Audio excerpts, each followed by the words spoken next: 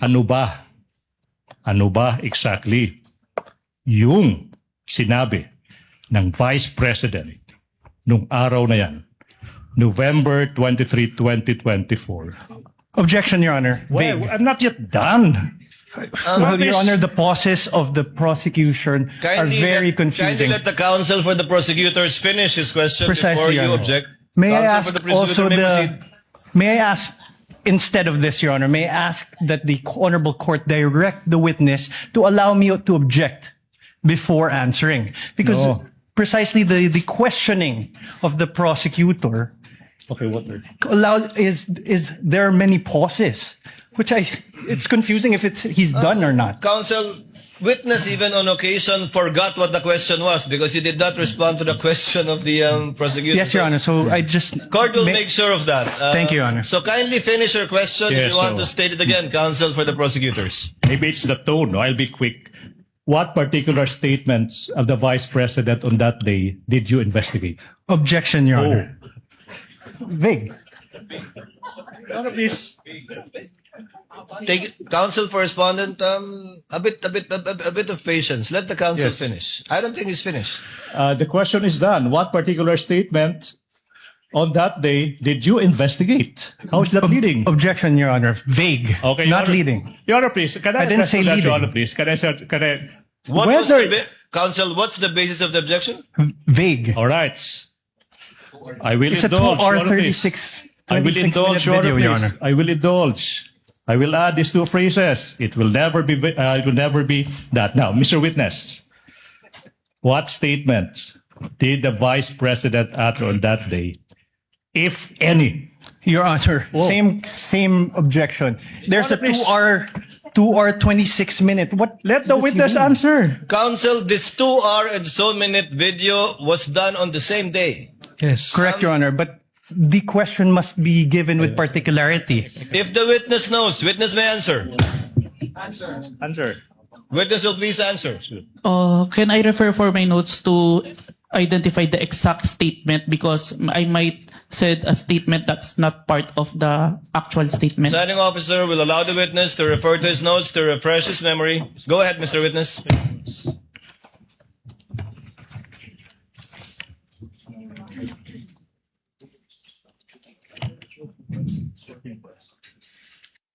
The specific statement, quote unquote, yes, huwag kang mag-alala ma'am sa security ko kasi may kinausap na ako na tao. Sinabi ko sa kanya, kapag pinatay ako, patayin mo si BBM, si Lisa Araneta at si Martin Romualdez. No joke, no joke. Nagbilin na ako ma'am. Pag namatay ako, sabi ko, huwag kang tumigil hanggat di mo sila mapatay. Hanggat di mo sila mapatay sila. And then he said yes. Please proceed, counsel. Thank you. Now, in what particular portion of that video recording that you authenticated of that online media briefing on November 23, 2024, did the Vice President utter those words? If I may, sir, I think we should include the question first. It start at 1 hour and 15 minutes to 1 hour 17 minutes and 18 seconds, sir.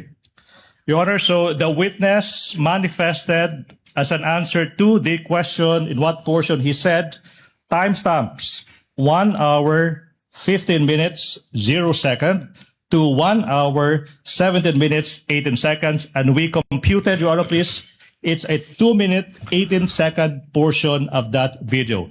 At this juncture, Your Honor, please, bases have been laid. The nation can finally see it. The court will do.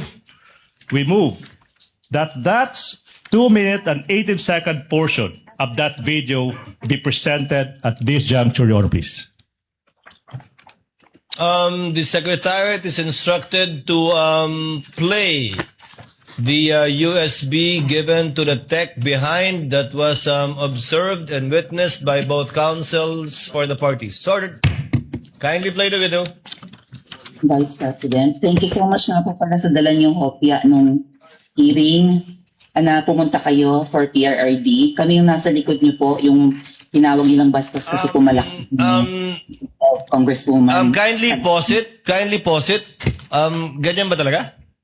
Your Honor, please, Your Honor, please, the witness said that he would like to include the question propounded to the Vice Okay lang. President. So, ganyan nga. Hindi nalalakihan yan? Ganyan na talaga yan? Or it will get bigger? It will get bigger, Your Honor, please. Okay. Please proceed.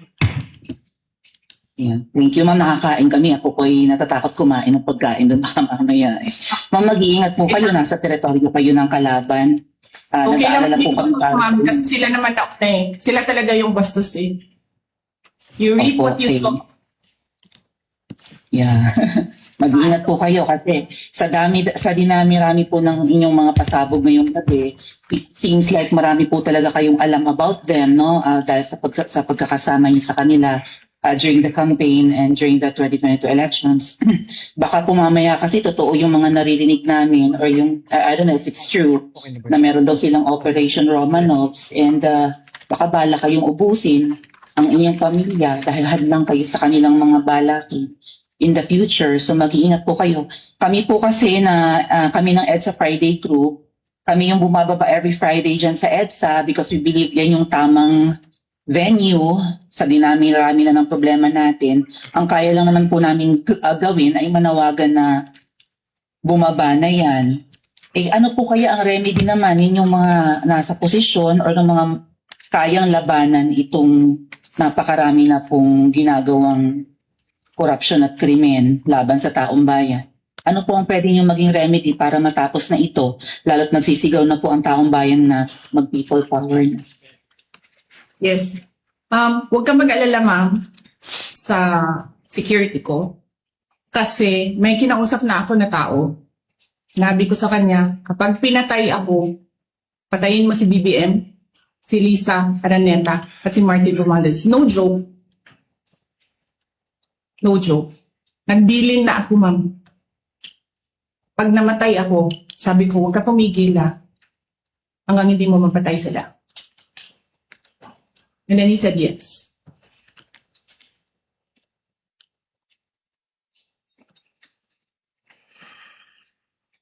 That's the end of that 2-minute and 18-second portion of the video, Your Honor, please.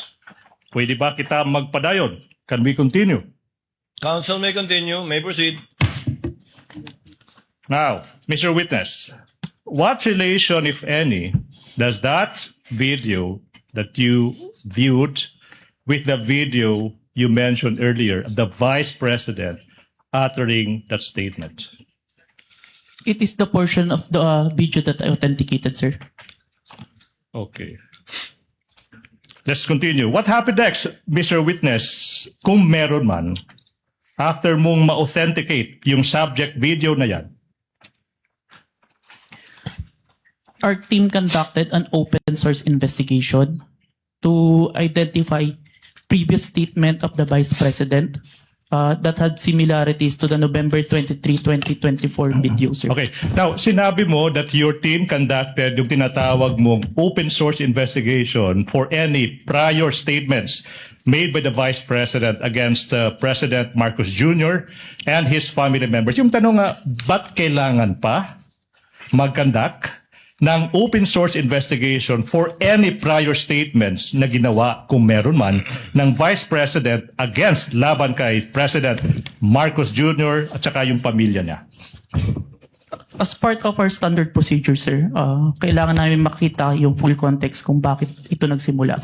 Kaya nagtingin kami ng mga prior statement made the Vice President against the President and the family. Alright. Now, ano ba yung naging resulta, kung meron man, sa naging open source investigation nyo, Mr. Witness?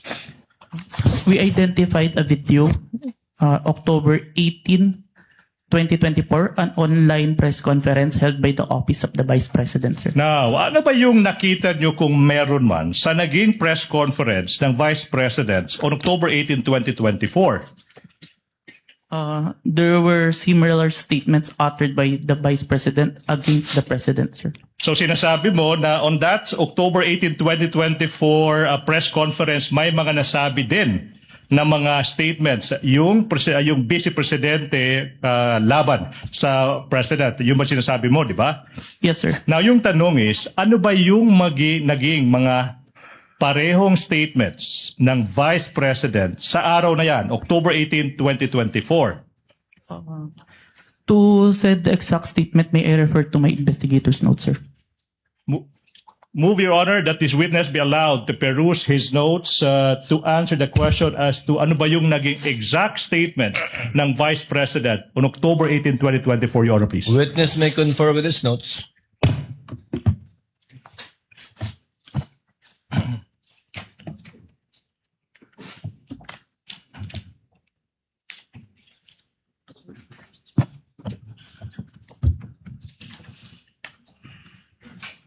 Quote and quote. Gusto ko tanggalin yung ulo niya ba? I just imagine myself cutting his head. Wait, so sinabi ng Vice President, gusto kong tanggalin ng ulo niya, I imagine myself cutting his head. Now, ano pa yung naging statement kung meron pa? So doon na-realize ko, toxic na, di ba? Ganyan na yung imagination mo. Sinasakal mo na yung tao. And then, I said, this is over. Alright, kung meron pa, ano pa yung naging statement ng Vice President sa araw na yan? Hindi marunong maging presidente ang nakaupo. Kasalanan ko ba yun? Kung meron pa, ano pa yung naging statement ng Vice Presidente sa araw na yan? Hindi ko alam. Pero isang beses, sinabihan ko talaga si Senator Amy. Sabi ko sa kanya, kung hindi kayo tumigil, huhukayin ko yung tatay nyo, itatapon ko siya sa West Philippine Sea.